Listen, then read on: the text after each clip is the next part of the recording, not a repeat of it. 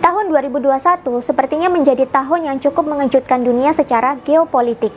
Sebab di pertengahan bulan Agustus ini tiba-tiba muncul berita yang menyatakan bahwa Taliban telah menguasai pemerintahan Afghanistan. Pada hari Minggu 15 Agustus 2021, Taliban berhasil menduduki ibu kota Afghanistan atau Kabul dan berhasil merebut istana kepresidenan.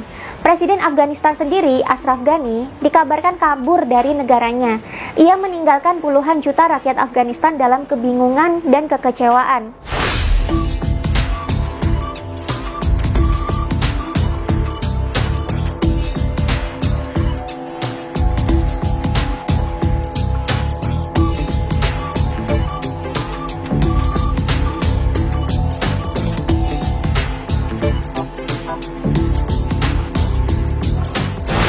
Selama beberapa hari, berita-berita di media massa kemudian memberitakan kepanikan yang melanda Afghanistan. Ribuan warga yang ketakutan terhadap Taliban berdesakan di bandara supaya bisa terbang meninggalkan Afghanistan. Bahkan ada yang nekat sampai bergelantungan di sayap pesawat, hingga akhirnya jatuh dan tewas secara mengenaskan. Seluruh dunia juga terkejut dengan sangat mudahnya Taliban merebut kekuasaan di Afghanistan, seolah-olah tanpa sebuah perlawanan yang berarti. Para pendukung Taliban di Indonesia pun juga mengapresiasi dan membela Taliban karena berhasil merebut kekuasaan tanpa pertumpahan darah. Mereka menyangkal berita-berita dari media mainstream yang banyak mendiskreditkan Taliban. Beberapa hari kemudian muncullah klarifikasi dari Presiden Afghanistan Ashraf Ghani.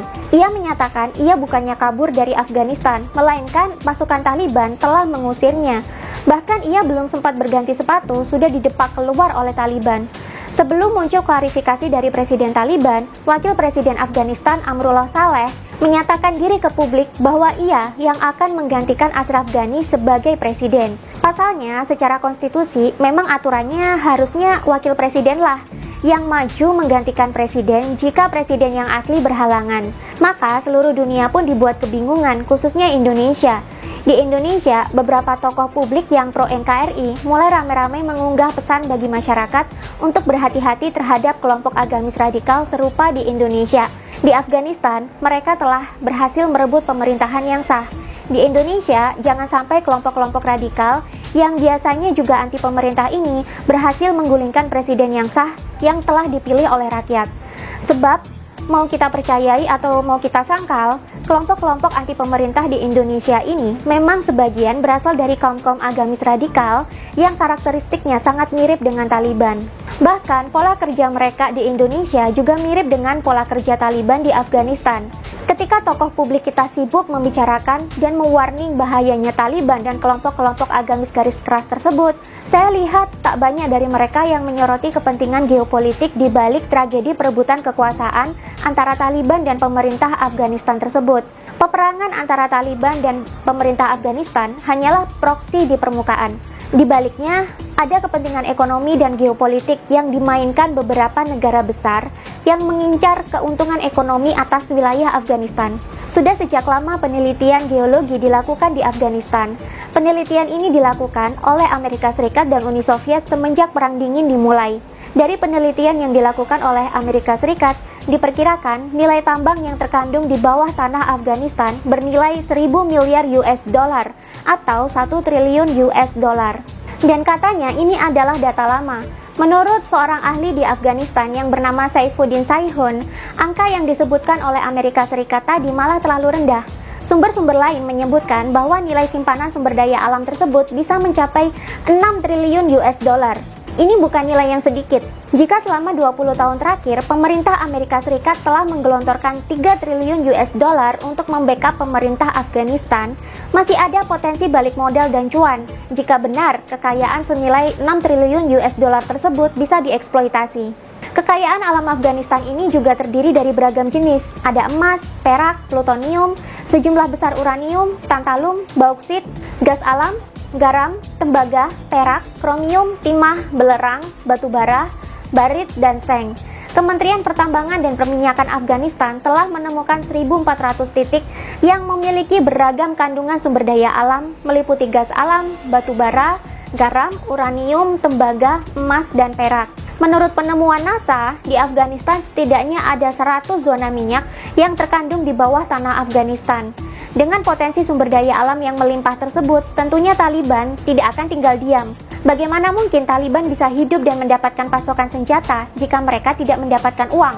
Dan tanpa banyak diketahui masyarakat, diam-diam Taliban ternyata telah menguasai banyak titik penghasil sumber daya alam bernilai jual tinggi di Afghanistan. Diam-diam, kelompok ini telah menambang emas dan perak secara ilegal di Afghanistan. Mereka menggali emas di distrik Ragistan dan Kohistan. Tak hanya menambang emas secara ilegal, batu permata bernilai jual tinggi juga ikut dijarah oleh Taliban. Di distrik Yaftal El-Bala, mereka menambang batu rubi yang bernilai jual tinggi. Menurut penduduk lokal di Provinsi Badakhshan, Taliban sekarang menggali 1 ons emas di 180 daerah berbeda setiap harinya. Di Provinsi Herat, Taliban berhasil menahan sumber daya alam berupa tambang besi di Tagap, Gunung Pot, dan Palangsor.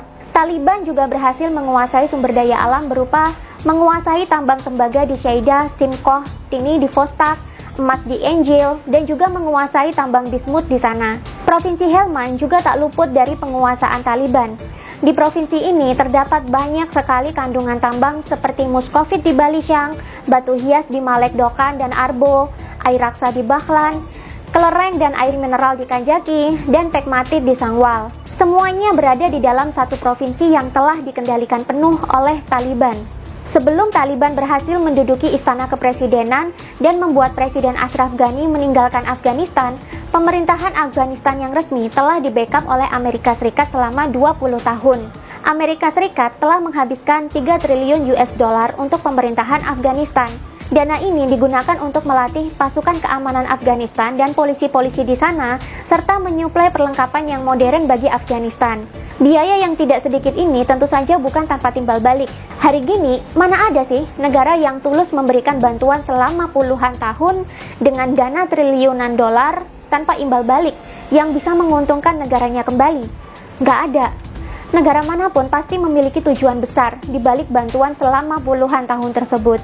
Demikian juga dengan Amerika Serikat. Tujuannya apalagi jika bukan mengincar sumber daya alam di Afghanistan.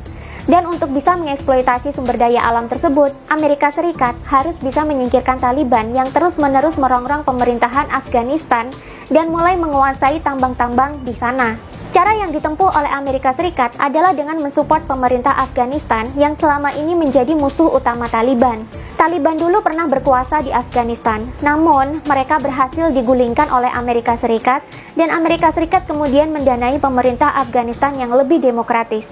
Ini tentu bertentangan dengan ideologi Taliban yang bercita-cita ingin membentuk negara syariat Islam di Afghanistan. Karena itu, perang terus berkecamuk. Perang terjadi antara Amerika Serikat yang mendukung pemerintah Afghanistan melawan Taliban. Dan di bulan Juli lalu, Amerika Serikat mulai menarik pasukannya. Entah mengapa, tiba-tiba Amerika Serikat menarik militernya dari Afghanistan. Bisa jadi karena Amerika Serikat tak ingin lagi melakukan pemborosan untuk terus-menerus mendanai Afghanistan. Karena itu, mereka berharap pemerintah Afghanistan bisa mengatasi sendiri perang melawan Taliban. Tapi ternyata pemerintah Afghanistan tidak sanggup. Pasca ditinggal tentara Amerika Serikat, Taliban dengan mudah menduduki istana kepresidenan dan merebut kekuasaan Afghanistan tanpa perlawanan berarti dari masyarakat.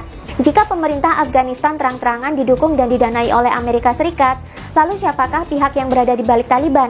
Diam-diam, ternyata Taliban juga telah menjalin hubungan baik dengan Cina. Berdasarkan artikel di tribunnews.com yang berjudul Informasi Intelijen Cina Pasok Uang dan Senjata bagi Taliban, disebut ini keuntungan Cina. Di situ diberitakan bahwa Cina memiliki peran penting di balik kemenangan Taliban.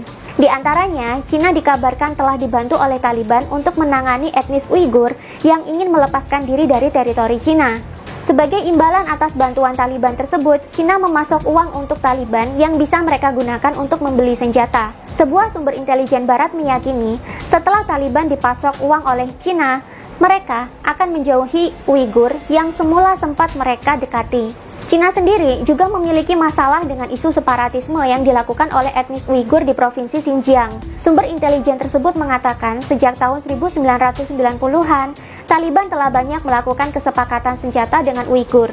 Tapi mereka mungkin tidak akan melanjutkannya lagi karena Taliban telah dijanjikan dukungan keuangan oleh Cina. Selain itu, Cina juga memiliki kepentingan untuk mendukung Taliban supaya bisa mendiskreditkan atau mengecilkan pengaruh Amerika Serikat dan NATO di Afghanistan. Jangan lupa, Cina memiliki obsesi untuk menyelesaikan dan mensukseskan program Belt Road Initiative mereka yang ternyata rutenya melewati Pakistan dan Afghanistan. Cina ingin membangun kembali kesuksesan jalur sutra di masa lalu dengan memanfaatkan Afghanistan dan Pakistan sebagai mitra bisnis mereka. Pakistan sendiri adalah negara yang ikut mensupport dan mendanai pendirian Taliban sejak awal. Beberapa waktu lalu, delegasi Taliban telah bertemu dengan Menteri Luar Negeri Cina, Wang Yi, untuk membicarakan beberapa hal. Ini sangat aneh, bukan? Seharusnya, Menteri Luar Negeri berkomunikasinya ya dengan pemerintah atau lembaga atau delegasi resmi negara asing yang sah. Ini pemerintah Cina malah berkomunikasi dengan Taliban, yang jelas-jelas kelompok pemberontak bagi pemerintah Afghanistan yang sah. Ini sama saja dengan Cina sudah tidak menghormati kekuasaan pemerintah Afghanistan lagi. Di pertemuan antara Wang Yi dan delegasi Taliban tersebut tercapai beberapa kesepakatan. Di antaranya, Taliban menjanjikan Cina bahwa mereka tidak akan menggunakan Afghanistan sebagai basis militan manapun, termasuk basis bagi kelompok separatis Uighur. Sebagai gantinya, Cina menawarkan dukungan ekonomi untuk investasi dan rekonstruksi Afghanistan pasca peralihan kekuasaan. Cina juga meminta agar pemindahan kekuasaan terjadi dengan mulus dan Taliban bisa membentuk pemerintahan Islam yang inklusif dan terbuka. Dari sini saja sudah bisa kita lihat bahwa ada kepentingan bisnis antara beberapa negara di balik tragedi Afghanistan tersebut. Selama kita hanya berfokus pada Talibannya saja, selama kita hanya berfokus pada kelompok radikalnya saja, ya kita tidak akan bisa membaca kepentingan politik dan bisnis yang lebih besar, yang bisa saja menjadi dalang di balik semua kejadian ini. Konflik di Afghanistan tidak sebatas perebutan kekuasaan antara Taliban dan pemerintah Afghanistan yang sah. Ada aktor-aktor regional dan negara-negara asing yang terlibat untuk mensukseskan kepentingan politik dan kepentingan ekonomi mereka masing-masing. Selama nilai di dunia ini hanya dilihat sebatas nilai dolar atau uang semata, maka perang akan terus terjadi untuk mengeruk keuntungan di negara-negara yang kaya sumber daya alam. Dan agama selalu menjadi senjata dan cover atau penutup bagi konflik kepentingan yang sesungguhnya. Mengapa agama kerap dijadikan sebagai senjata dan cover? Karena di depan manusia yang memiliki kecerdasan yang rendah, agama bisa didoktrinkan menjadi paham-paham yang kaku, keras, dan mengikat. Ini merupakan strategi yang murah bagi negara maju atau bagi negara-negara lain yang punya kepentingan ekonomi. Dengan menggunakan doktrin-doktrin agama yang ditafsirkan secara keras dan kaku, mereka bisa menghemat biaya untuk membentuk pasukan bersenjata yang siap berperang melawan musuh-musuh mereka. Dan orang-orang yang berkecerdasan rendah ini akan menganggap doktrin-doktrin keras tersebut sebagai sebuah kebenaran dan kewajiban yang harus dijalankan. Sayangnya, di negara-negara yang kaya dengan sumber daya alam ini, jumlah manusia yang memiliki kecerdasan rendah masih sangat banyak.